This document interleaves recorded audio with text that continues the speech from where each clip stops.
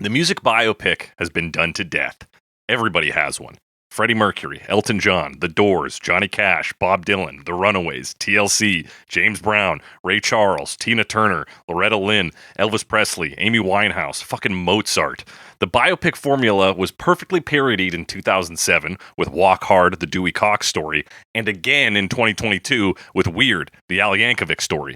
Music biopics have gotten so tired that even the most boring musicians are trying to spice up their own stories by becoming Lego or a monkey. But through it all, an entire demographic has felt left out of the biopic game, asking with every new release, what about me and my blue collar? In 2024, they were finally heard. A Bruce Springsteen biopic was announced with Scott Cooper directing. Cooper, perhaps best known for 2009's Crazy Heart, a movie inspired by Hank Thompson, made the bold decision not to cover Springsteen's entire career, but rather a short period of time from 1981 to 1983. The biopic shares a name with a book by Del Fuego's guitarist, Warren Zane, on which it is based. Some elements were also borrowed from Springsteen's own autobiography, Born to Run. A superstar cast was put together, with two Jeremys in the leading roles. The Bears' Jeremy Allen White taking on the role of the boss himself, and Succession's Jeremy Strong as Springsteen's faithful manager, John Landau. The rest of the cast reads out like a classic music biopic affair, with cameos by members of the rock band Greta Van Fleet, and even a vocal cameo by Interscope Records co-founder Jimmy Iovine himself. Jeremy Allen White taught himself to play guitar on an exact replica of the guitar Springsteen played in this era, and singing in Springsteen's classic bar singer belt. Each and every step of the filmmaking process was from the music biopic textbook. But how was the film received? As of recording, the movie has currently earned $32 million at the box office, $23 million less than its budget. A 59% fresh rating on Rotten Tomatoes, a 3.3 on Letterboxd, and a 6.9 out of 10 on IMDb suggests that the movie is hit or miss, depending on how desperate you are for Springsteen content in 2025. The critical consensus seems to be that the Jeremys put in a strong performance, but the subject matter of Springsteen's quietest album may leave something to be desired. Today, Cover Me dives into the film to decide whether this movie deserves to live or die, and if it dies, whether or not it might someday come back. That's right, we're talking Springsteen, Deliver Me From Nowhere on Cover Me. I think Bruce is afraid of what's coming, and he feels guilty leaving behind the world he knows. It's like I'm always running away from something. Like the past is breathing down my neck. I don't have to tell you. We got to hit it out of the park with the next record. Bruce Springsteen is on a rocket ship. We don't want to miss that window. That's right, it's Cover Me, the only podcast that takes a break from talking about famous songs and their many cover versions to instead discuss movies about music and musicians. I'm your host, as always, The Snake, joined by my Nebraskan co-host. Alex Millenberger. I don't know what a Nebraska accent sounds like. I think that was a good, country country. Yeah. Not on too strong. I feel like you hit the mark with what you were giving. Nebraska. Lincoln, Nebraska. Alex, how you doing, man? Hey, I'm doing all right. Just thinking about some Springsteen. Thinking about spring in my steens. It's more like autumn steen. Autumn steen, yeah. Yeah, yesterday was wintry here. We got snow. We got a winter steen there. We got a winter steen here, but yeah.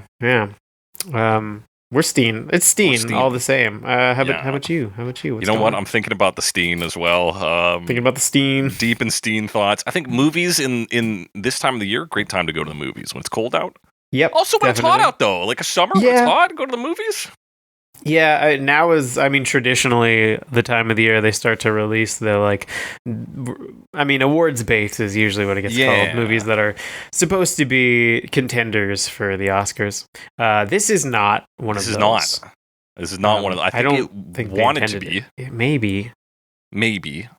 I think there's a lot to say about this movie that I think is ultimately a pretty boring movie. Yeah, I have a lot of thoughts, and a lot of them boil down to that as well. Yeah, let's talk first about the movie experience. Let's talk about the experience of watching it. What kind of theater did you go to? It was a Landmark. Nice. Got some nice seats. Paid for the better seats Landmark, just for fun. Where did you go? Cineplex. Okay. Sitting in regular seats. We have Cineplex that has better seats. Some of our Cineplexes do. Yeah, we have some as well. But Cineplex also charges through the nose for those seats. Oh, that's too bad. Yeah, it's kind of expensive. It was a Tuesday as well, so seats were a little cheaper. Yeah. Nice. So, but you were reclining. Oh yeah, we were reclined for sure. Oh, love to recline. Hell yeah, dude. Yeah, I just saw I thought about doing like a sound enhanced one, like Adobe fucking ScreenX, or what ScreenX for this would be too much. You can see the rest of Bruce Springsteen's room. Yeah. But I thought about doing something that would be crisper audio, but I was like, I don't know, it's probably fine as is. Especially like the Nebraska audio. Yeah, I'm gonna listen to some demo tapes and fucking surround sound. Who cares? 5.1 surround. Got to make it sound like the tape. Yeah, gotta make it sound exactly like the tape. This movie, man, Bruce Springsteen. I saw the trailer for this movie and I was like, I don't care. I mean, I'm not that into biopics generally. But you watched the Bob Dylan one, didn't you? Yep, we went. I feel like you stay abreast of them more than I do. Fair enough. I in my life haven't really until more recently. Like I did. I was actually kind of looking forward to Elvis. Oh yeah, which we did watch for the show, and I still like it. It was a good movie. Yeah, which is pretty solid. And I've heard a lot of other people's thoughts on biopics. I do feel like, I mean, things that have been said about them, like, oh, they all kind of follow this formula, which, yeah, it's fairly true. This one tries to get around that a little bit by, like, it's not telling the whole story, it's not the whole career, so you don't get that same, like, oh, we're trying to, like, fit a person's life into this 3-act structure that movies have, that is maybe a bit awkward and ends up glossing over some things and is maybe kind of lulls usually in the middle, which I remember watching Walk the Line back in the day. Right. So one of the more definitive like music biopics. And I remember being like pretty bored. Now I was quite young. But I remember being bored in that one. I haven't watched it in a long time, so I don't want to like judge it really. But they can lull in the middle. I've heard some of the more recent ones like A Better Man. The chimpanzee one. Right, the chimpanzee one. Who is that? It's Robbie Williams. Yeah. Is the artist who I don't know much about, but apparently is huge. UK guy, so he's very big overseas. I'm told big in like the whole world, but not Canada and the United States, basically. Yeah, essentially. Apparently that's quite good. I've heard positive things about like Rocket Man. I've heard really mixed things about Bohemian Rhapsody, which I've avoided, but I kind of want to see at this point just because I've heard it's just awful. The only thing I've seen is that like dizzying fucking scene where it's just like rapid cuts in succession. Oh, and it's like them eating at a table. Like eating at a table, and you're just like, oh, it whips you around. Yes, I have seen that as well. So anyway, this one, I mean, again, not having like a long history, like an extensive history with biopics, this one, I don't know if I would say it like fit the formula per se, but it doesn't do a whole lot to be all that interesting.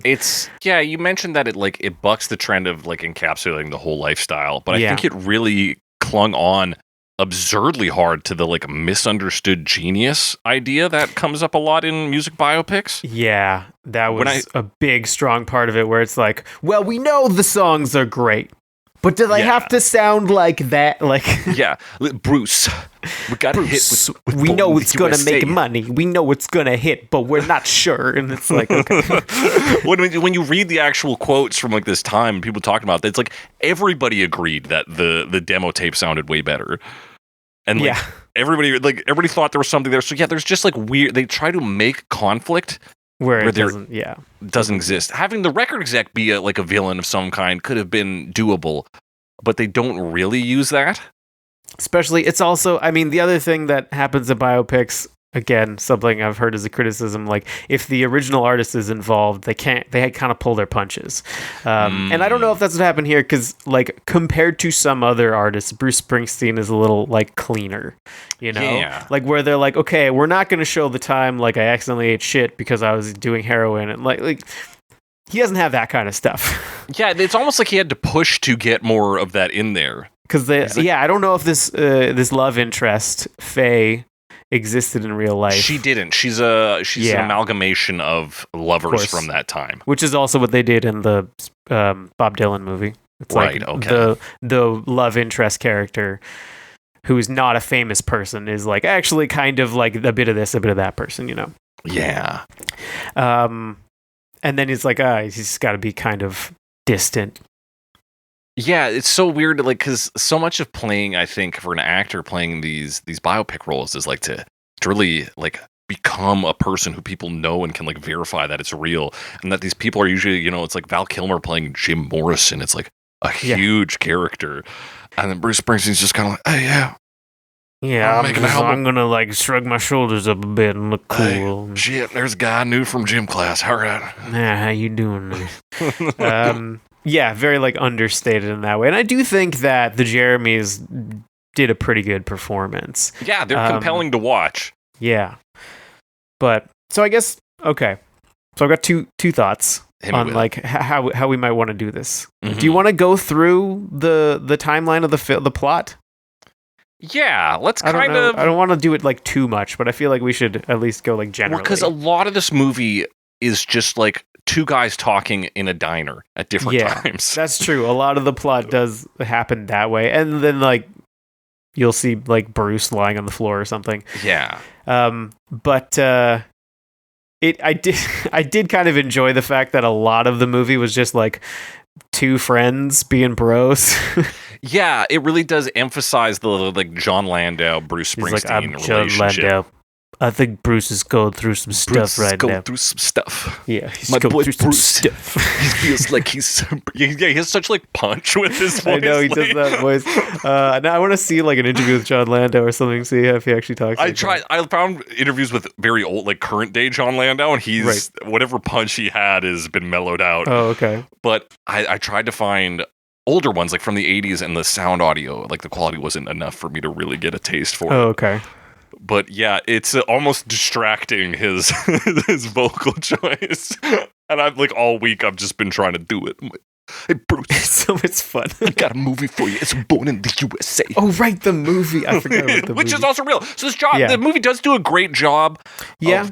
Picking out the like real trivia facts. I think we talked last week about like radio DJ facts that they would pull, and like this does a good job of getting all your radio DJ facts and having them represented. And like anecdotes that I've heard Bruce Springsteen talk about in interviews and stuff like get depicted in this, and I think Springsteen on Broadway also. Yes, about like his views and stuff.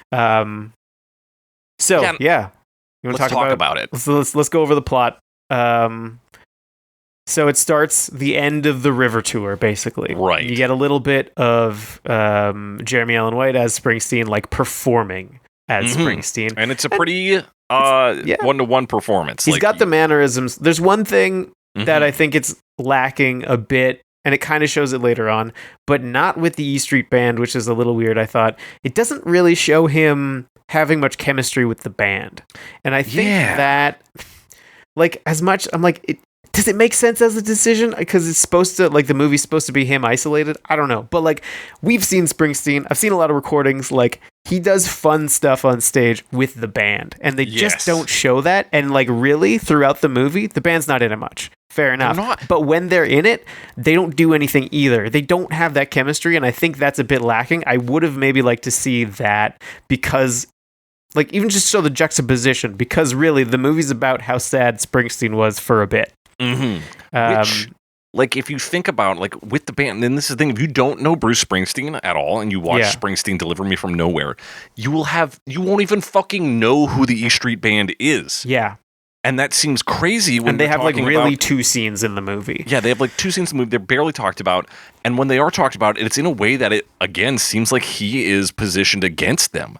Yeah. Instead of Springsteen being this collaborator, like, he's a legendary band leader. Yeah, the band leader is such a big part of like the Springsteen persona to me, and it just really didn't show that in this movie. And like, they already show this idea that's present in him as well as other musicians ever, but their addiction to performing. Yes, and I think if that could have been an interesting thing, the movie doesn't go into that, but I really think if it did that, like, kind of performance as coping mechanism / like drug allegory, like, that could be a cool movie. Exactly. But it really doesn't. It kind of the- touches, like it implies it at times, but it doesn't really. Yeah, we get like do 2 that. shows at the Stone Pony. Yeah, where he's Where- like, oh, now I'm happy for a bit, but it like, I don't know, it doesn't really. But yeah, why not give us that with the E Street Band Yeah. and then give us an idea of their connection and how that somehow still is not filling in this hollowness in Bruce. Yeah. And it just doesn't really do that. Was that the Greta Van Fleet cameo? That Those is, guys? they're the Yeah. Stone Pony Band. That makes sense. That makes a lot of sense. One of them looking like he could be a pretty decent Jim Morrison replica. Yeah, that's a good point. But yeah, so we open with the end of the River Tour. We're also going to bookend the entire movie with the closing of another tour performance. Yeah, which presumably is Born in the USA tour, which would have been Yeah. a few years later. Yes. Well, it would have been A couple because years later. yeah, it's 10 months after, spoiler alert everyone, he gets therapy. Yeah, he does okay in the end. Yes. He's still Bruce Springsteen, about to, like, just before he put out his, like, most popular thing ever. Yeah, essentially before he becomes an international Yeah. superstar. When, like, he's already got major hits, but, like, not as many as he would have later. Yeah. He's not We Are the World Springsteen yet, but he will be in, like, a year. Exactly. He's very close to that. And it is crazy how literally, like, simultaneously he makes essentially Nebraska and the Born in the USA album. Yeah, which is pretty cool. Another thing, well, we'll get into it in a bit, but I feel like they kind of underplay what else is going on there, but they got to focus. That's fine. But we're going through the plot. So it ends, the show, and he's like waiting in his. I shouldn't be going through that granularly. Well, he's in the green room. Yeah. I think it's meant to give us this idea of how he's already, in some sense, exhausted. And Because like we see him exhausted after the isolated. show and isolated. It's him in a big space, and then John Landau comes in. He's and like, "Bruce, we got sweating some guys. as he does. Yeah. They want to talk to you for the local radio." Right. And he's like, kind of like, clearly he's done with that, like, not done with like performing, but like he's tired. Mhm. He's done. And then John Landau comes in and is like, more stuff to do. Here's more stuff. Like, we're Yeah. looking for another album. We're looking for more. Next thing. Keep going. Yeah, it's the difference between performance, which he loves, and then feeding the machine around Yeah. performance. Yeah. To enable that. Exactly. So he goes back to New Jersey. He's taking a little time off. Yeah, Colts Neck. Colts is Neck the is specific where, yeah. township. He had this house, which he rented, I think. Yeah, I don't think he owns it, or at least Mostly I didn't get because that idea. there's two times in the movie that it comes up where he's like, this is the first X I ever bought, like, because Oh, yeah. he pretty quickly goes, like, he has a car and he goes, I don't know, there's not a problem with it, but he goes and buys a new car. Yeah, And he's like, this is the first new car I've ever bought, kind of thing. And like, and then later on in the movie, he's like, this is the first house they ever bought. right. Oh yeah, that's near the end when he gets the house in L.A. Yeah, there's no thematic connection as far as I can tell. No. So And is it the first yeah. car he bought? Well, because we know Bruce didn't drive for a while, or does he say like he's just, I ain't never got a car quite like this? Like, Yeah, and maybe it's just like the first. I think it's the first new car. yeah, the first. Yeah, that might be it. Like new Yeah. or nice car. And like he's got money now, and then the guy's like, "I'd recognize you," and then he immediately drives it off the lot, listens to some Foreigner, and like frustratedly changes the radio station. Probably just trying to show that he's like listless, but Yeah. also just kind of makes it seem like he doesn't like Foreigner.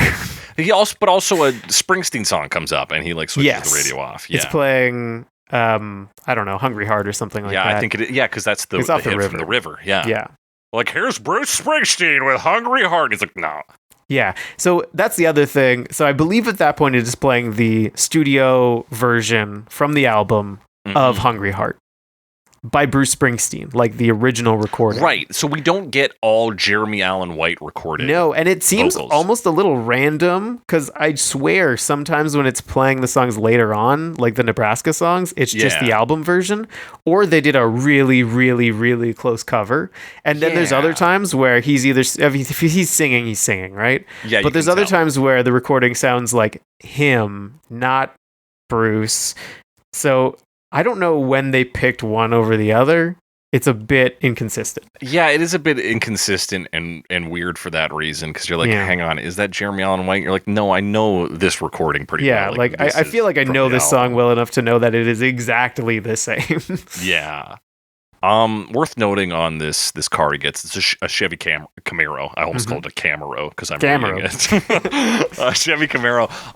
One of the things I hate in modern movies is cars. Okay. Because typically when they show up, it's suddenly you're no longer watching a film, you're watching a car advert. Oh. Even like I was Which it kind of is, because they show like it's probably sponsored.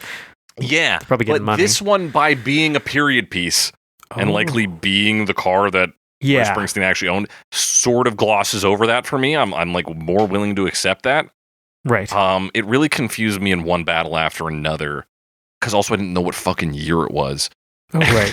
And then they're driving pretty early on to go to like a bank and rob it, and they're in this beautiful Chevy van. And it's like, can I fucking not see this? Yeah. Like, you got to show the logo and everything. yeah, logo coming at you head on, and you're just like, I get it, man.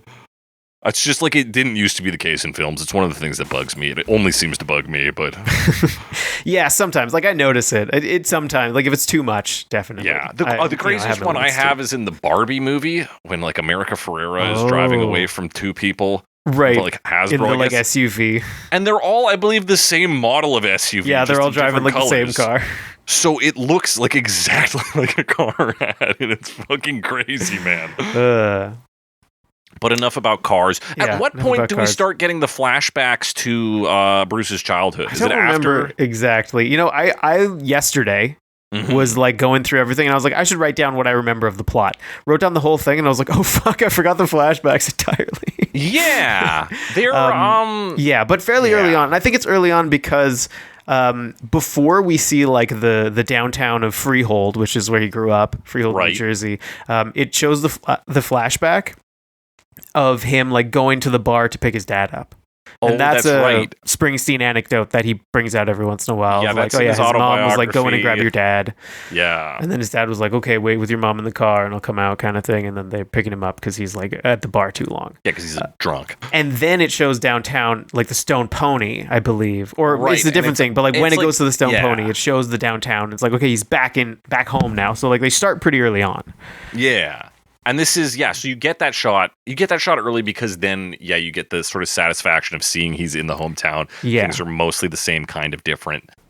And then we come to, after he's moved into this new place, he's bought his new car. He's like, I gotta go fucking jam some tunes at the Stone Pony. It's the only thing that makes me feel alive. Famous place where he played when he was, coming up quite a bit.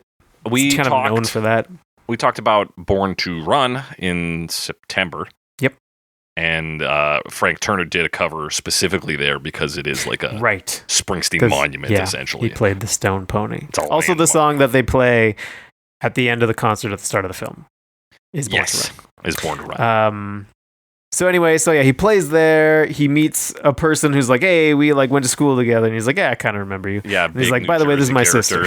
Hey, this is my sister. Who he's like kind of, he gets her number. Yeah, he's like trying to set her up, and then he's talking, and some people honk at him. He's like, I'm talking to Bruce! Yeah, I'm talking to Bruce! And then, so she's the love interest in this movie. And then even though Bruce is like, yeah, I'm kind of seeing someone, which I don't know who that is, but he also got married in 1985, so it might be a vague reference to that person. Yeah. So what's interesting is that a woman he actually did meet at the Stone Pony in this time period was his second wife, Patti Scialfa. Oh, interesting. And then the roles are kind of reversed in this scene phase. Like, hey, you sing really nice. That was some great. Who is it? Tutti Frutti, Rudy, Little Richard. Yeah, Little Richard. But in reality, he saw Patti Scialfa perform and was like, hey, you sing really nice. And that was their first meeting. So you get this is something that's in my head this whole time is.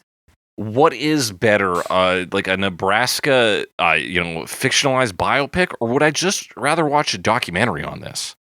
Yeah, it feels kind of documentary-ish, and I mean, knowing a lot of the facts to see them like laid out might be interesting because it does get. I mean, after this, right? Yeah, like he kind of meets her and like.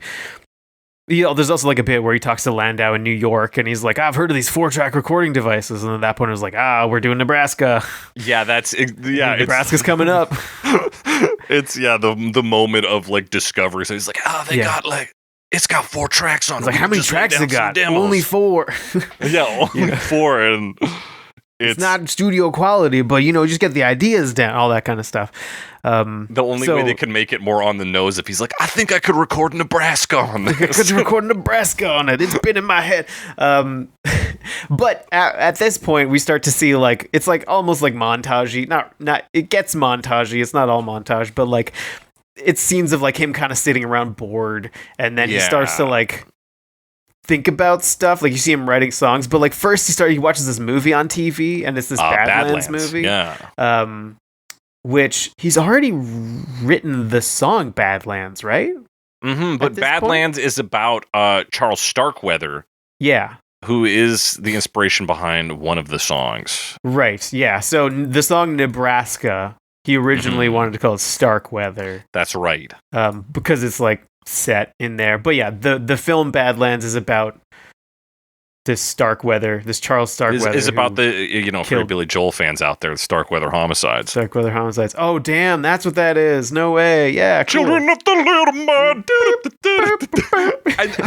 It is fucking silly here because we kind of don't know what we're doing with this movie. We're like, well, what if it is a detective movie? So like Bruce goes to the library and gets out like he's like investigating, he's like reading the like microfilm or whatever. Yeah, exactly. And he's like researching this thing, and then it like ends up being the song Nebraska, which is like the first kickoff to him like recording, and then he records that, and it shows him doing that with like a few things, and there's like a whole bit with another flashback too where it shows like him and his dad like brings him out to like a cornfield, and there's like a mansion on the hill there, so it's like, oh, he's singing writing mansion on the hill.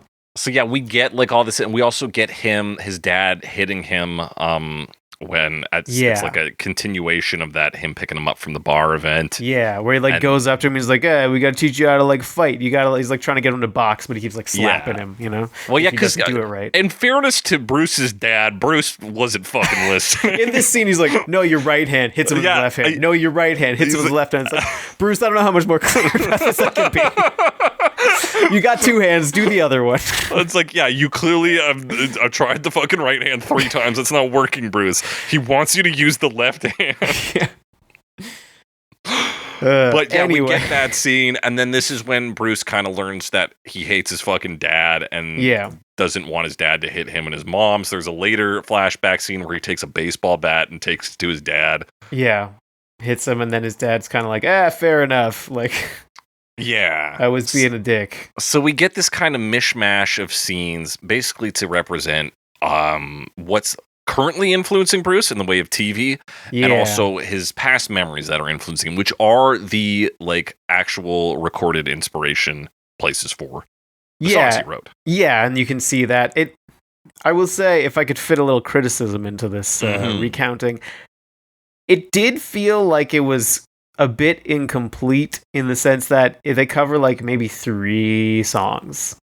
Yeah. And then there's the rest of Nebraska. And then later on, he's like, no, I got to do these songs. I care about these songs. And it's like, why do you care about the other 6 songs? We don't really get an idea of why he cares about it. Which just the first few of them where he's like, you see him like obsessing over writing them. Mm-hmm. But like, why Johnny 99? Like, why all these other songs? It's just him being like, people need to know about the Chicken Man. Yeah, exactly. They blew him up. Do you know what they did to his house? Do you know what they did to the house of the Chicken Man? We just like, and it's part of it is they want this fucking like movie mandatory like romance plot to go on. Yeah, so a lot of times take up some. I was like, let's be in this introspective Bruce space, and they're like, no, we got to go talk to Faye. She has a child. How's Bruce gonna deal with that? I'm like, Faye taking or Bruce taking Faye to like the merry-go-round. The merry-go-round in Asbury Park. Yeah, and he's like, hey, they'll let me do anything here, which is kind of remained true for his whole life. Like, okay, yeah, fair enough. So yeah, that's cool. And then like he brings them back, like he shows him spending time with her and her daughter as well. Yeah, she's a single mother, and he's good with the kid. He's good with the kid. He buys the kid a rocking horse at some point.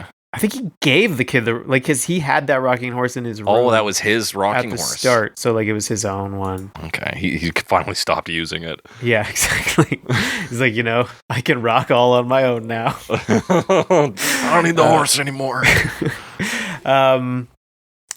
So that's happening kind of all at the same time, and then his like entourage member / friend guy.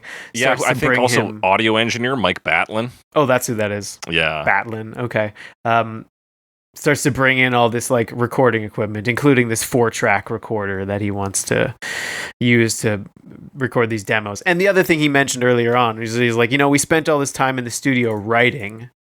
Yeah, even when he's talking to Landau, that's what he talks about. Get ready first. And so that's part of this is like, let's do the material. And then when we get into the studio, we can just record it. We don't have to worry about the writing part.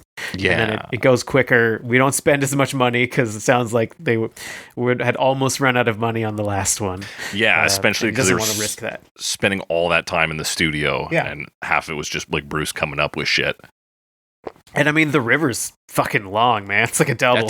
Yeah, it is a double album. I have it on vinyl, and it is quite the size on that. But yeah, he gets Mike Batlin in here, and they set up the studio. I didn't realize that he was just going to hang out there too. He's just like also there, and he's like, cool, man. And his bitch, he's like, well, I don't get it, but like, go off, King. Like, yeah, he's meant to be like kind of an idiot character, maybe just because he's played by a fat man, which seems rude.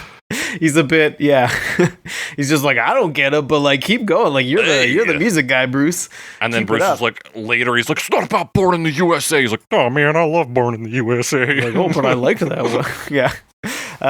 So he's like recording these, and then there's a bit where he's like, we got to put it through this like echo effect as well. And it's like, well, buy a second tape, man, right? Like, yeah. The disrespect to this tape, which is truth. He like didn't have a cassette for anything, but that's like infuriating. No case for it. And then that is a joke that comes up a couple times where like the exec types or like real audio guys are like, where's the case? Like they're like, nope, it's just the tape. Yeah, it's like the one line Mark Maron gets where he's like, that's his one line, man. He's got like not many lines in that movie. He's in a lot of scenes before he gets his one line. I really kept thinking, I was like, he's gonna say something, and then he just like sits back in his chair and like makes like frustrated faces. So that's kind of what happens next, because there's like, these bits with him recording, and then around town with Faye and stuff, and then he goes to New York to start recording, and they basically, I mean, he did record the demo for Born in the USA, and then it shows them basically just nailing it with the E Street Band, like take one more or less. Oh yeah.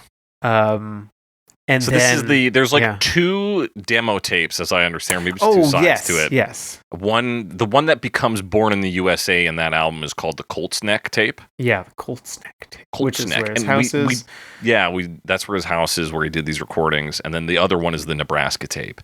Okay. And I did think there's a funny shot early when he's putting these songs together, because of course, like you said, we see like him do 3, and he has just a piece of paper in his notebook that says song list, and he's just like writing the songs and just titles of songs. It's like Atlantic City, and he's like, all right, good, I got another one. You're not gonna talk about that.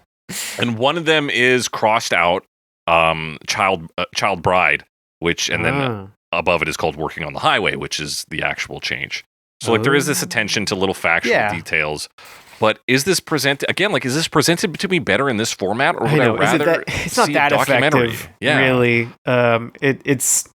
It feels like a list of facts sometimes. Yeah, because it's like, that's fun little factoid, but also like, okay, what insight does it give us into like his emotional state, and what do you have to say about that?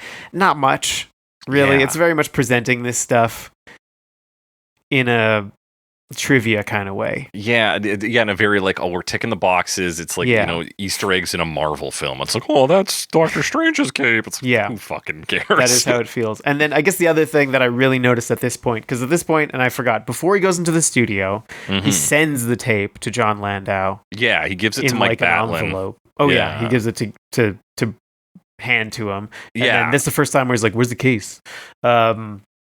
And he's like listening to it, and then basically just like spells out the whole thing when he's talking to his wife. He's like, Bruce is going through some pretty dark stuff right now. I don't know. And it's like, oh, thanks for explaining the plot directly to us. Directly to his wife. If anybody in the theater who doesn't get it, Bruce is I'm going to sad say it right now. He feels like he's trapped, maybe. Maybe Yeah, this exactly. is what the songs are about. Like it's about being trapped. Yeah, it very like explicitly says this is what the movie's about. Thanks, Jeremy Strong. Yep, thank you. Great performance. Good performance. God bless you for being there. Let's talk about his listening setup, though. Okay. Because, oh man, that looks cool. He's got this awesome like hi-fi rig, like some big ass boxes. Yep. I mean, yeah, and like, you flick it on, and like the lights come on the little things that measure your stuff, and then all he the has meters and, a listening chair with a footrest. That's nice. And he sits and lays back in that, chucks the headphones on. What? Just the best job in the fucking world. Yeah. Hey, Bruce Springsteen wrote some music for you to listen to. I know, and he's like, let me go to the other side of my office so I can listen to it, and then just like turn on all the power, let the tubes warm up. Yeah, it's just like, oh man. Yeah. Big office, and like half of it's taken up by just audio equipment. Yeah. Good stuff. Incredible. Good stuff. It's worth mentioning at this point, I think we've missed a scene where Bruce and Landau have talked to the record exec. Oh, because there's a few different record execs, including like one time he's on the phone with Jimmy Iovine. Yeah. And I was like, damn, did they get the real Jimmy Iovine to do Jimmy Iovine? And yes, they did. Yes, they fucking did. I waited in the credits to confirm. A good job. I had read it earlier in my research, but he's just like, Bruce doesn't know what the fuck he's talking about. Yeah, exactly. It's a great role. But there is, this is the one, it's the guy with the sort of like friar hairstyle, because he's got a bald spot in the middle and the big beard. I forget the actor's name, but he's in stuff. I know him. Yeah, he looked like Jake Johnson to me, but he's not Jake Johnson. He's not? No! Oh, wait, hang on. Let me look up Jake Johnson real quick. Yeah, no, he's not Jake Johnson, but he's that other guy. He's that other guy. It's like Ari something. I'm trying to find his name. Right. No, he's not Paul Walter Hauser. He's not Odessa Young. He's David Krumholtz as Al Teller. Yeah, he's in stuff, right? He's like, he's in the Santa Claus. Yeah, that's where I know him from mostly. Okay. Oh my god, like he's the fucking elf? Yeah, he's the elf guy. Holy shit. I didn't realize they had fucking royalty in this movie. Yeah. This dude rocks. All right. He's in Serenity. Oh shit. Yeah. Interesting. I didn't remember that, but hey, David Krumholtz, shout out to you. You're in this movie. And he's like the record exec who is kind of the direct contact point for Landau and Springsteen. Yeah. And he's basically like any record exec you would have in any piece of fiction. He's just like, we need a hit. How about a hit? Let's get a fucking hit. How about that? And he's in Freaks and Geeks. Okay. Anyway, Freaks and Geeks. Had to confirm that. So anyway, so that's that. He's like, we got to get a hit. Maybe we could get like 2 or 3 instead of 1. Hey, record exec kind of stuff. Yeah. Anyway, so yeah, at this point now we start to like record, and like I said, they do Born in the USA, and they just like nail it, and they're like, wow, that's amazing, that's a fucking hit. And then Bruce is like, can we chill? Maybe we could do some Nebraska now. Maybe like a little Nebraska as a treat. I don't know. Yeah. So maybe Brucey gets a little treat. Brucey gets a little treat. Maybe a little Nebraska as a treat. Sometimes. Yeah. And they start recording Electric Nebraska.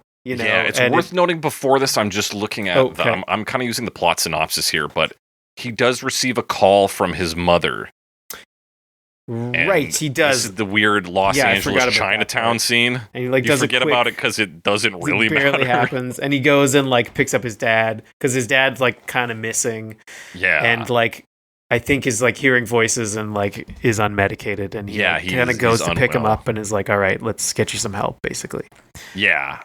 And then he tries to pay for the drink. The bartender's like, nah, your dad's chill. I was like, cool. All right.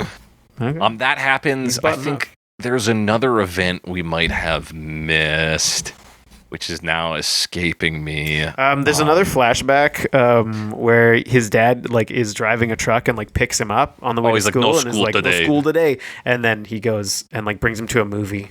Yeah. I think that happens. Yeah, that's another one of the big ones. We get I think we also get the story of the stereo he's playing back the cassette on, where he's like, "Oh, this thing, I fucking fell off a boat, and then it dried out eventually." And Oh, that's right. And So then the the guy's playback like, sounds yeah, that's weird. a crazy story. And then at some point, and this is again where I'm like, hey, we should not have fictional characters doing work in a biopic. Faye provides like Glock to one of the tracks. She's like did she in the play recording it for space. the track? Yeah. Yeah, I do remember she like plays with that like little glockenspiel, and she's like, "Oh, I'm doing great." And then you can hear it on the Where he recording says later. that. And so now it's like, we Ah. now knowing that's not a real woman, the question is raised, who actually did that? Was it a girl he was seeing at the time? Like, that's a bit of fun fact that is lost to the movie's desire to be a movie and not a documentary.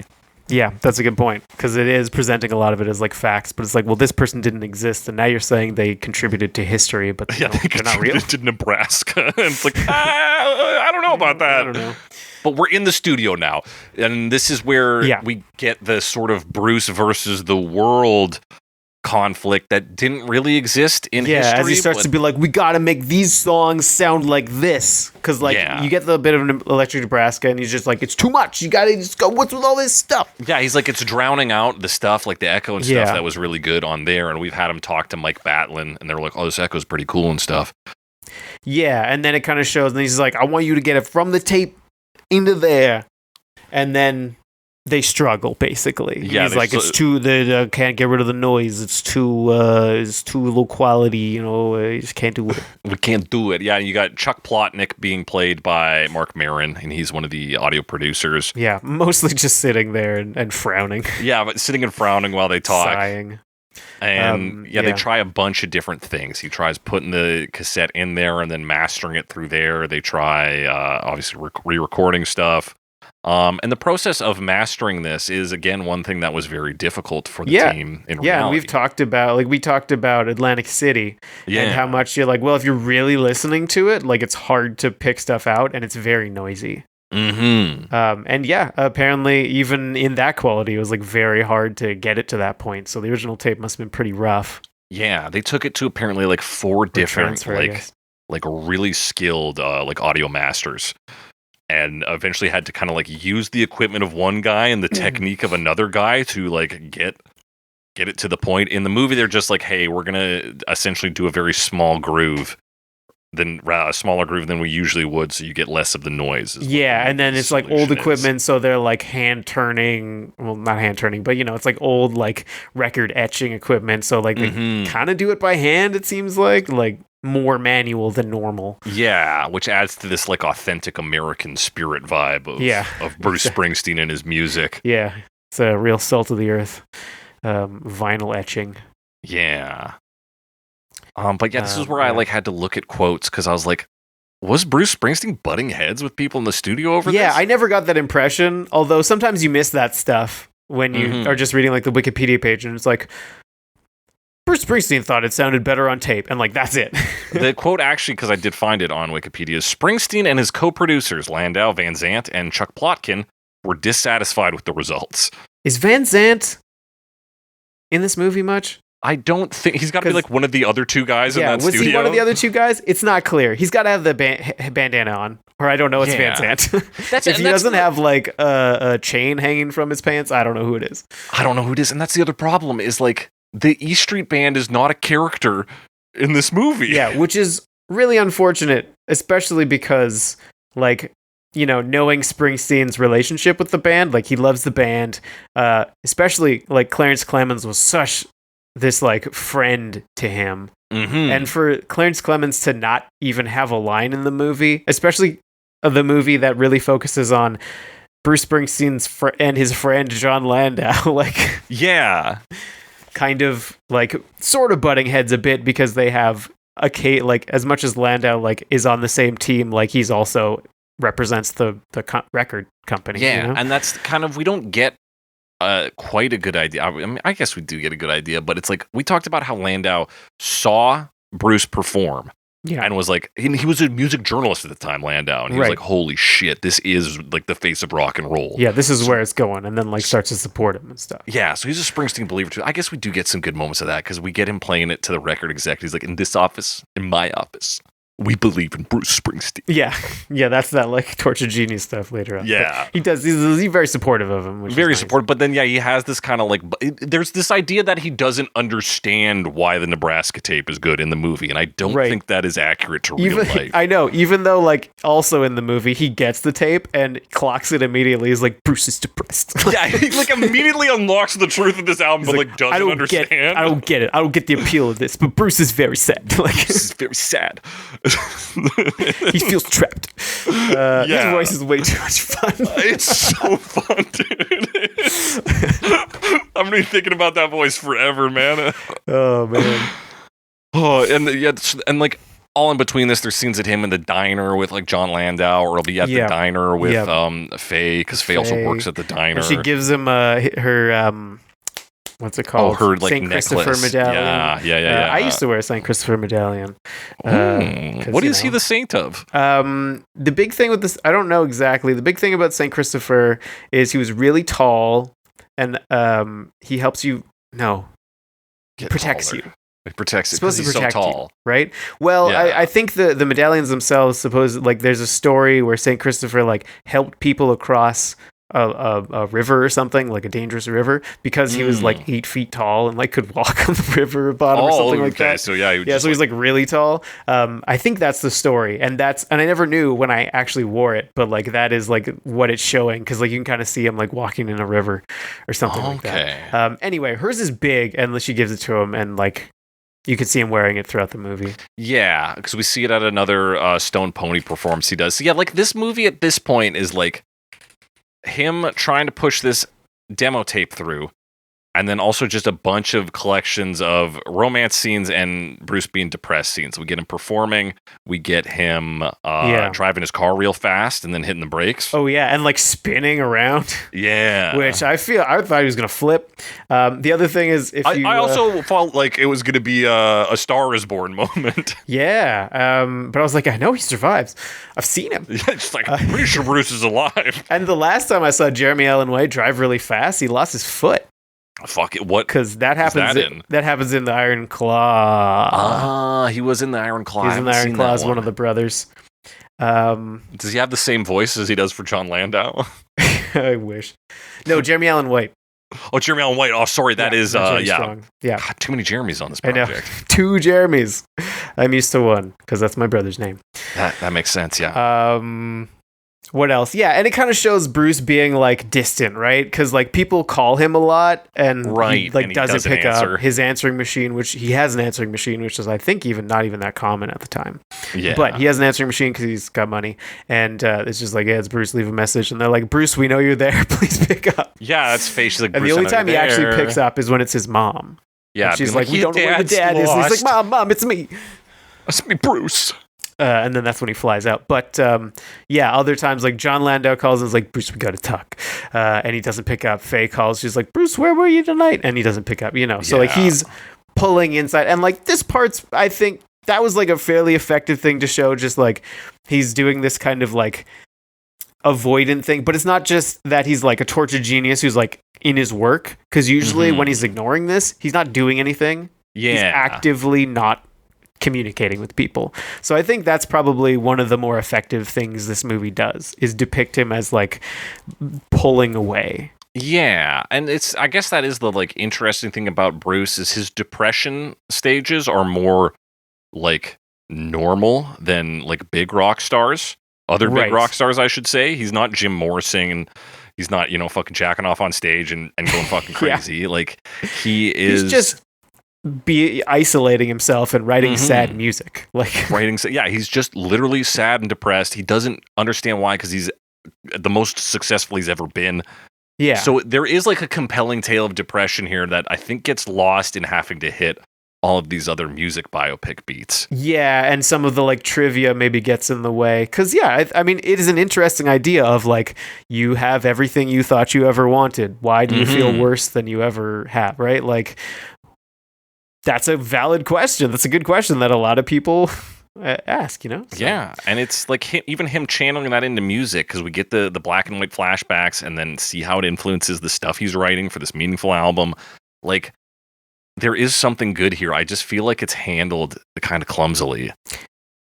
Yeah, definitely. Especially with the parts where like it's just let's go like have Landau explain to his wife what's going on. Yeah, like the that's Landau her and his entire wife role in this scenes. movie is like audience surrogate for like filling us in on like what's going on, which we should be able to figure out by watching the movie. We should know.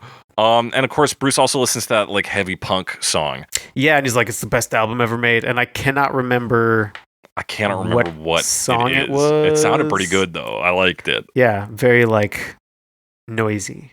And then fucking who is it? Mike Batlin shows up in there. He's like, "Hey, maybe don't listen to that on repeat, Bruce. Yeah, All right, exactly. take it easy." So yeah, like we said, they successfully transfer the tape recordings onto they make it final work. record. They make it work, and then Bruce starts saying like no promotion, no tour, no another interviews. diner conversation. Yeah, exactly, all that stuff. And then John's like, "All right, they're not gonna like this." And then that's also the part where he's like, "We support Bruce Springsteen," because then he goes and has to tell the execs, and he's like, "We're not doing the things that we think we need to do to make this popular." Yeah, because the execs are like, "Okay, I don't like it, but like we'll try and do the best we can with it on our end." And he's like, "No." Right. He's like, "No, but we're also no promotion, not doing that. no either." interviews, no singles. Yeah, no singles, right. Not even a fucking music video. Like, we don't even know what music videos are yet. He's like, "We're not going to do it." Yeah. We're just not going to do it. Which is, if there would be music videos, we're not going to do it. We're not going to do them. It is. But yeah, they take the 81 stand. or something. So That's pretty 81, so early. we're close. Like, Yeah. but- You don't like have to have a music video yet, but there are music Yeah. videos. That's true. So they do that. They've fucking got it locked in. And then Bruce is moving. He decides to move to LA. Yeah. There's a big conversation where he like tells Faye and he's like, "I'm moving to LA. I bought a house there already. Like, I'm going." And that is another, I think, kind of interesting thing the movie does. That in my experience, like my personal experience, like if you go for this kind of like withdrawn, maybe like avoidant type approach that that I think we're kind of seeing in Bruce here. What can happen is like you make these big decisions. There's a lot of like internal dialogue, and you're like, okay, and then you like come to this conclusion based on all this stuff you just said to yourself, and then you talk to someone about it, and they're like, "Where's this coming from?" And you're like, "Well, I had this whole internal dialogue and didn't talk about it." So it's like this very sudden thing that is also like kind of isolating because he's moving away, but he also needs a change of scenery. So there's like kind of two things I think the movie does okay, and it's that. Which is actually just one thing the more I think about it. This is another scene, though, that's similar to the Landau and his wife. Yes, where, and then like, it does that. Yeah, like Faye has to break it down. Like, "You're running away from your problems, and you never wanted to love me because you were scared of loving me, and it's not because you're nice, it's because you're bad." And it's like, okay, well, if we didn't get that, now we do. He's like, "Thanks for explaining that. I'm keeping the necklace." Yeah, he's all like a St. Christopher's watching. I know, and I like the camera's like, you can see the chain on his neck. I'm like, is he going to give it back? Is he going to give it back to her? That's like gold, probably. I don't know. Hey, it's worth something. Yeah, it could be worth something. But he doesn't. And then there's like a whole sequence of his friend, who has a name, probably. Yeah. He's not. This is his motorbike friend? We didn't talk about the motorbike scene, but there's a scene where he's talking to his friend while he's working on a motorbike. Matt D'Elia. Yeah, so he references it too. He says like, "Oh, someone's like, when are you gonna take the bike out or something like that?" And he's like, "It's in the shop." So he brings his bike into the shop and talks to his friend when he's working on it. Yeah. But never rides the motorcycle. And I don't know if that means something either.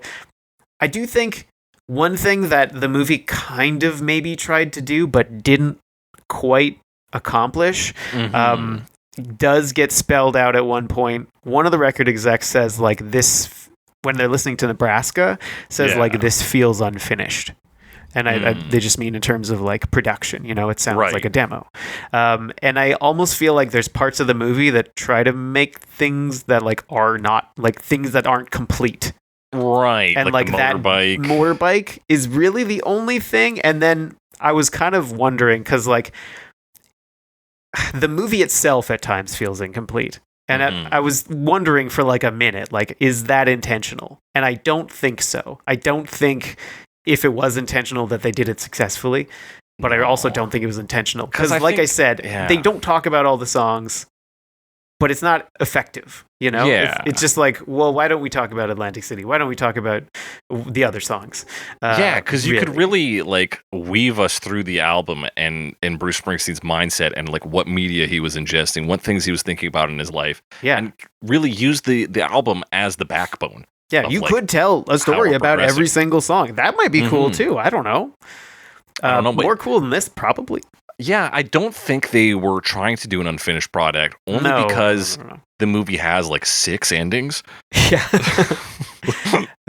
Which we kind of start now. We start getting into it. So he has like a panic attack. Well, he goes first to like a carnival with his friend. Yeah, in like Texas or something, because they're driving across the country. Yeah. And then he sees his dad and himself at a younger age. And right, he like sees some people and like blinks, and it's him and his dad. And then he sees Faye, who's also not there, but like a person. Yeah. And then panics. And so then they're at another diner. And the guy calls Landau. He's like, what do we do, dude? Like he's doing bad. And he's like, all right, get him here. Yeah, he's like, just drive him there as fast as possible. So they get him to the new LA house. He calls Landau. Landau's like, I think you need professional help. Yeah. He's really popping those peas. Yeah, he pops those peas, dog. And then he's like, just don't do anything till I get there, you know, like kind of thing. Like, yeah. Bruce is sad. There's no point in the film where you're like, I think Bruce Springsteen might like die, but like kill himself.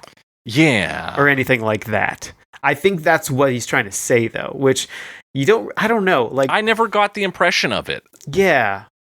The film is a bit lacking in that way, because I do feel like a lot of the stories here, even when I've heard them in the past, are like very moving sometimes. And like some of them he told in Springsteen on Broadway, and I found them very moving in that context. And this movie doesn't really do them justice in that way. Yeah, I think it would honestly have more impact as a documentary, just talking head of like Springsteen being like, oh, I was like this, and Landau being like, yeah, I did actually have to like tell him to get professional help. But it's like, it would feel more impactful coming from the source than being sort of like Hollywood glossed. Yeah, because it just feels like one step removed, and it's just a bit kind of almost detached. Yeah. So then he talks to a psychiatrist. And I thought this was going to be the end, where he just like the psychiatrist sits down. And he's like, "So what's up, dude?" And he's like, like starts crying. And he just starts crying, and then like the scene ends, and it's like, oh, okay, yeah, like that's kind of, I mean, that's the resolution of his story there, more or less, which is about him being depressed, basically. Yeah, and then fades to black. 10 months later, boom, he's doing the show again. He's just coming off stage. Yeah, Landau's smiling. We see him smile. He's like, "Fuck yeah, Bruce is back." Yeah, exactly. And is Landau his manager and his producer? I think so. Because Landau's there like all the time. He is for sure his manager, and I think he works in the production as well. Okay, that makes sense. Yeah. In any case, so it shows the show, which is presumably Born in the USA tour, because there's no Nebraska tour. But not, as far as I can tell, the last show in that tour, because I believe that is when he flew to record We Are the World. Oh, yeah, that's right. But we are in 1983 right now. It does give us a year on it. Or it doesn't, but it's been 10 months, so it's presumably no longer 1982. So the other thing about this time, so I kind of alluded to this before, but didn't say it. We've talked about this time period, the like Nebraska Born in the USA time period. And supposedly Springsteen wrote somewhere in the ballpark of 200 songs in this time period. And it really doesn't show that. Yeah. Like, where is he fitting all that time in? Yeah, he writes like 6, which I understand you need to be focused, but they're trying to show kind of partially like his obsession. And maybe they aren't really trying to show that. I don't know. But I feel like they could have got that across better if they had shown him like writing many songs. Well, I was like almost that he wrote shocked that it seemed like what they were trying to show was his depression. Yeah. And I was like, oh, I thought we were just learning about the making of Nebraska. Yeah. Because Bruce is in a dark place right now. Bruce is in a dark. That's why they had to let us know, because they forgot that's because they forgot. Making. Yeah. They really got a tell don't show, you know. Yeah, a lot which of that. is a big issue with this particular movie. Seriously, because it is so much as just two people in a space. It's like some diners, that one space in like the record exec building, kind of like the lobby. Yeah, the lobby that they go to like maybe twice. Yeah. The street outside the recording studio with the red door. The red door, yeah. They reuse a lot of these locations for conversations, and so like visually it does get very boring. Yeah. But we're here, we're in the home stretch. This is maybe where Springsteen intervened in the story and was like, yeah, what if I sat on my dad's lap? I sat on my dad's lap. Yeah, so this is an anecdote he's told before where he talks to his dad, and his dad says, like, I haven't always been good to you or whatever. Mm-hmm. I don't think it happened after a show. I understand squishing it together, but like I do remember him talking about this in Springsteen on Broadway, and like I regretted listening to it while I was driving because I like couldn't see through the tears. Fucking crying. This was like a real waterworks moment for me, and just like did not have the same impact. Maybe it's because I already knew the story a bit, but also I don't think the movie is as effective. I'll tell you, people in my theater laughed. Oh, because he sat on the lap. Because he sat on the lap. That is played for laughs. Funny. That is played for laughs. And he's like, Daddy, I don't think I've ever sat on your lap or whatever. I'm 32 years old. Yeah, and I was like, me too. I was like, me too. Fucking Bruce Springsteen's depressed, mixed Nebraska and born in the USA. I lost my job. Just depressed. Just depressed. Where's my Nebraska? Where's my John Landau? Where's my John Landau? That's what I need in my corner. Just need a John Landau. Yeah. That's your next ending, and then there's another ending after that. Yeah, what happens after that? Because I didn't write this part down. He's like outside of another concert venue, almost like I would almost say it's Atlantic City, just because that's the live song they play at the end. But he's that's right. Walking into a concert venue after looking out on a beach, and it looks like more of a East Coast beach than a West Coast beach. Right, he's like back. I think that's the same beach it showed like in like Asbury Park. Like it's showing the carnival in the background, I think. So yeah, he's like kind of back home, ready to do another big show. And then that's your final, is him walking into the thing. Atlantic City starts playing, fade to black. Nebraska hit number 3 on the fucking Billboard charts, fucking greatest album of all time. Yeah. Bruce Springsteen will return in Bruce Springsteen Born in the USA. In Bruce Springsteen, USA born. Do you think that if this movie had done well, that we would get the MCU-ification of music biopics? And they would start to like cross over? You would only get single slices of any one musician's career at a time. So like you'll get a little bit of Aerosmith, and then it'll like another group, and then you'll see the guys from that first one, the Aerosmith characters in the other one. Because even in this movie, they name drop Stevie Nicks. Like, we'll show it to Jimmy Iovine and Stevie Nicks. Yeah. And I was like, are we actually going to see Stevie Nicks? And it's like nope. Maybe in the Stevie Nicks movie we'll reference this. I mean, other movies do like to have like artist crossover. I mean, the Bob Dylan one, which I am totally blanking on the name of that movie. It's not I Come From Nowhere, is it? No, I don't think so. Bob Dylan movie. Well, I'm not there because that's the other Bob Dylan. It's A Complete Unknown. A Complete Unknown. Yeah, that's it. Like a Rolling Stone. It has like Johnny Cash in it, and then in Walk the Line, like Elvis is in it. So like there's crossover and stuff usually, but like it would be interesting to have. It would be kind of neat to see that, even though I don't really like this form of biopic all that much. They could do like, this is the story of this album, and then and then this also is the Elvis album. is there, and now Elvis we get to see. I mean, we've seen Elvis's life, but we get to see Elvis like do Vegas or whatever. Yeah, now you get a different segment of it, Elvis's life, because Elvis kind of like Spider-Man. You can do as many reboots of it as you want. Yeah, exactly. We love Elvis. We are all Elvis, I think. Anyone can put on the jumpsuit. Yeah, exactly. It's pretty interchangeable, like pretty easy look to do. Fucking didn't Jack White play Elvis once? Did Jack White like play Elvis? Yeah. Oh, in what? In Walk Hard. Oh, okay. Right, I have not seen Walk Hard. Oh, okay. He plays him, and he's like later era Elvis, pretty fucked up and obsessed with karate. Yep, fair enough.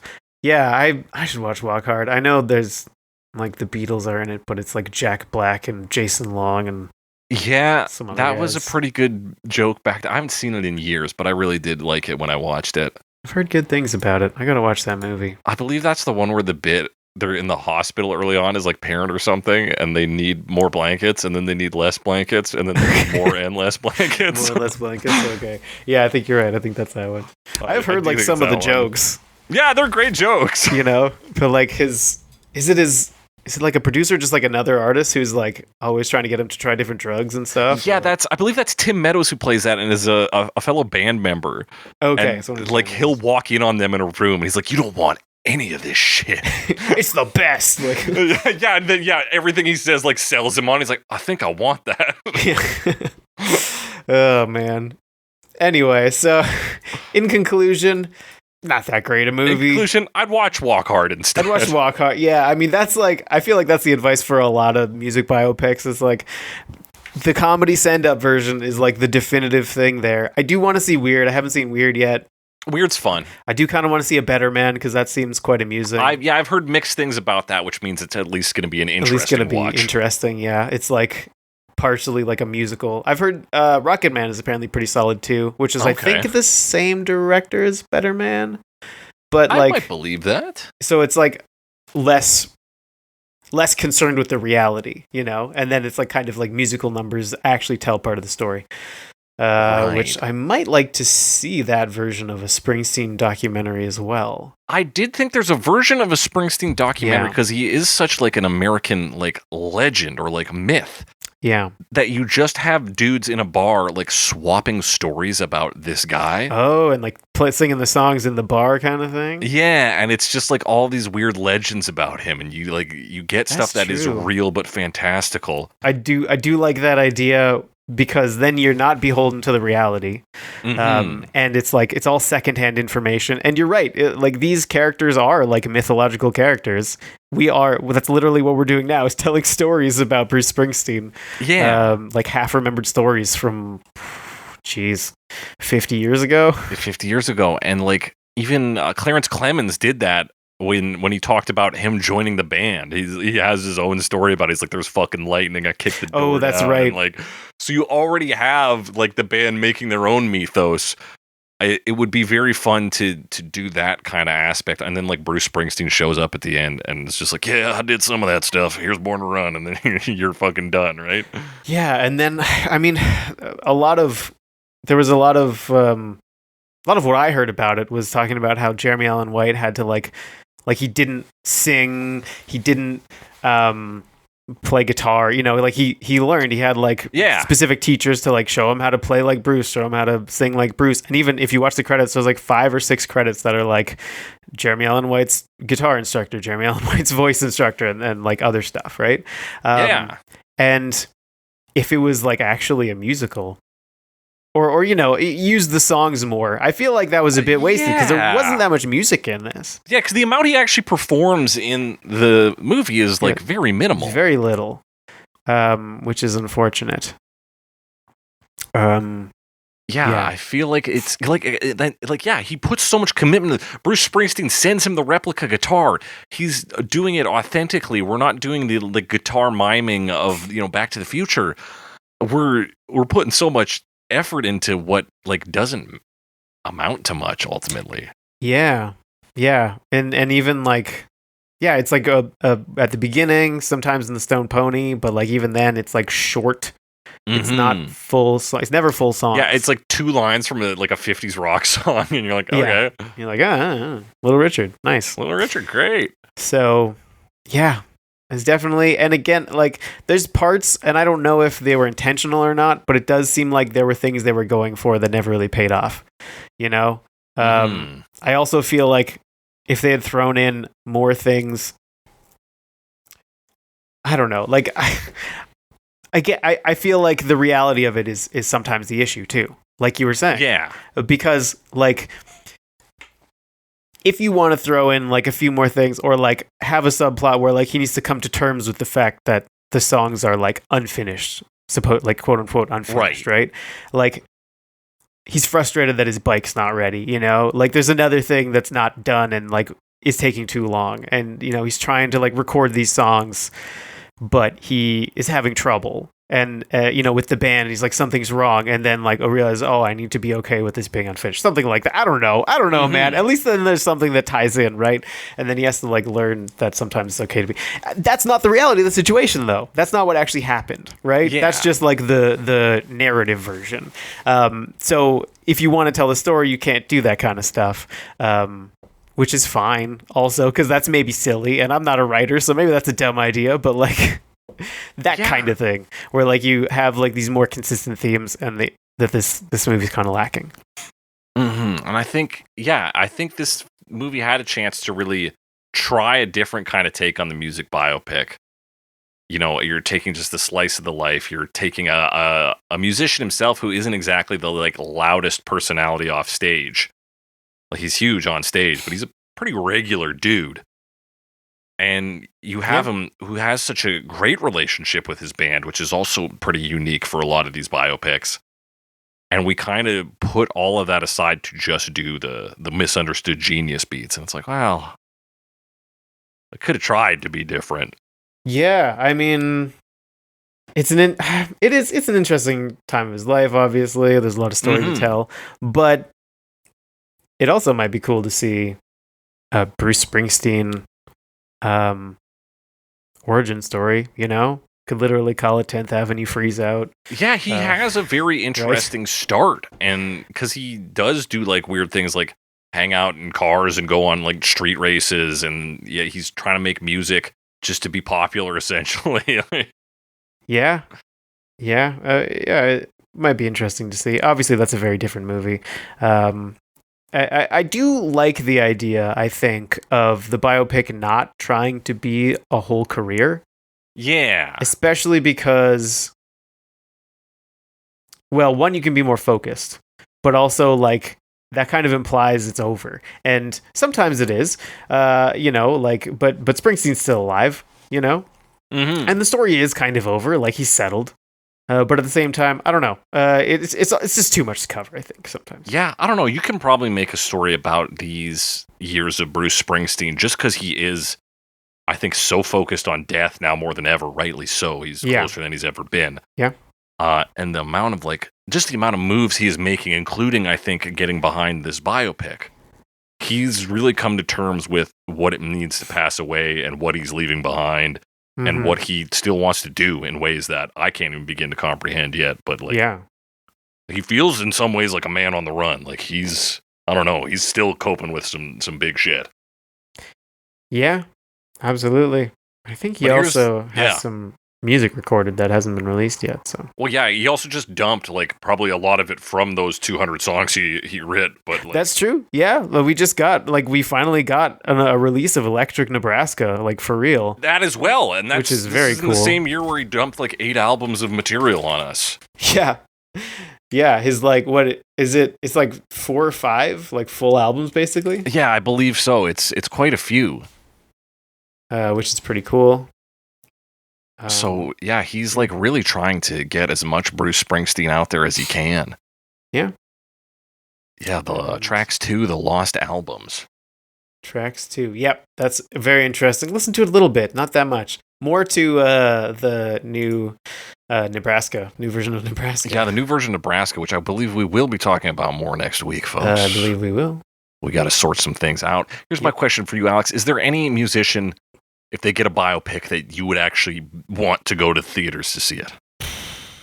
I do sometimes feel like posthumous biopics are maybe a better idea because then the artist is not involved and they feel like they need to pull their punches for a living artist.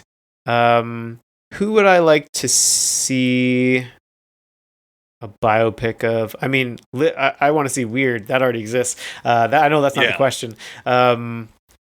Do you have an artist while I think about this? I mean, the most obvious answer would be David Bowie because he's my favorite artist, but I don't want to see that. Yeah, I don't know. There are biopics already. Yeah, they've tried it. That apparently didn't go well. Didn't go very well. I'm trying to think of who would be really interesting. I think that it would be interesting to see a biopic about an artist who was involved in a particular music scene, maybe had one hit, and then kind of bowed out, but had a lot of interactions with other interesting artists. Oh, yeah. And I can't think of who that would be right now. Who's that guy who said, I am the Eggman? Oh, boy, which I mean claims to be the Eggman. Who claims to be the Eggman? I do not remember. But like that could be one where it's like, because I think he maybe had one hit or something.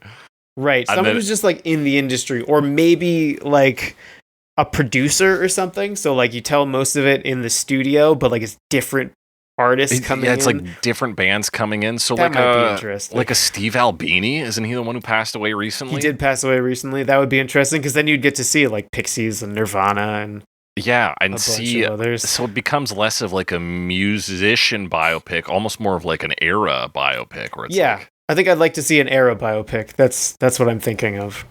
Through the eyes of someone who was important to that, but kind of maybe behind the scenes.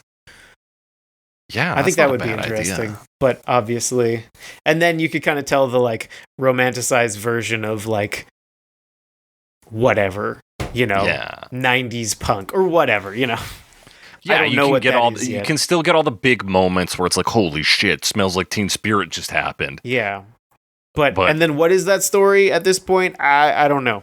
I guess you tell the story of like, we're dissatisfied with XYZ and we want to make it better by this. Takes a while for people to agree. Maybe that's still boring. I don't know.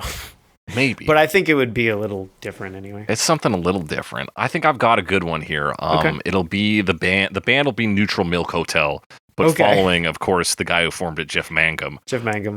Who like becomes a monk at some point. Was that before or after? That's after, because he gets so like disillusioned by the band. So the biopic starts with the recording of the last song, which I believe is Two-Headed Boy Part 2. No, I believe that. Is that the last song of? Or what's the Airplane RNC? It is. Take me to the track listing. It is Two-Headed Boy Part 2. Two-Headed Boy Part 2. Because like famously he like did that, set his guitar down, and just like left. Or I don't know if he actually left, but like he was like done, right? Yeah. You can hear it at the end of the song. He like gets up and leaves. I feel like start the movie there. Yeah. Start and with then him like quitting. Tell a story from that. That might be interesting. And then he becomes a monk. I do think that would be kind of cool. Yeah, and then you can do like the flashbacks as he's learning to let go of his physical desires and wants. As he's doing that, he can do flashbacks to making the band and stuff. Yeah. That would be it. And the next question, of course, is if they were to make a Cover Me biopic, who plays you and me? Who plays us? I mean, I am played by Adam Brody. Adam Brody, that's a good pick. Yeah. And you are played by who would play you? Who's some long-haired piece of shit. I know. I'm like, who would be convincing with long hair? I mean, I feel like there was a time when I would have said Johnny Depp. Yeah. I don't think I really think that anymore, but whenever I think of long-haired actor, the only man who comes to mind is Jason Momoa, which would be a huge win for me. Yeah, but yeah. Not at all accurate. Jason Momoa. Good old, oh my gosh, what's his name in Dune? Duncan, Idaho.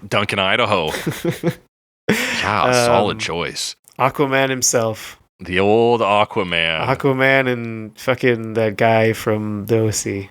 The OC, yeah, Seth Cohen. Seth Cohen, that's it. That's it. I think that's gonna wrap it for this episode. Unless you got anything else, Alex. That's my thoughts for sure on this movie. That's our thoughts on Springsteen: Deliver Me from Nowhere. Yeah. If you guys saw the movie, which statistically probably not, you want to talk about it or tell us about your favorite music biopic or who you'd like to see a biopic of, hit us up on the app, Blue Sky, at Snakey Me, at some Alex Wise Guy. Send us your comments, questions, concerns, suggestions for future episodes. You can also email those to us at covermepod@gmail.com. Talk to us there. Be sure to rate and review us. We're on all the apps. We are on Amazon Podcasts, YouTube, Spotify, Pocket Cast, Podurama, Podbean. We're everywhere. Tell your friends, family, neighbors, and loved ones about us. What you can do this week to really get the word out there is work on your John Landau impression by way of Jeremy Strong and just talk like that. People are going to want to listen. Start talking about Cover Me. That's what you're going to do to get the word out this week. Yep. And that does it for today's episode of Cover Me. And as we always say on Cover Me, in this office, in my office, we believe in Cover Me. It covered me.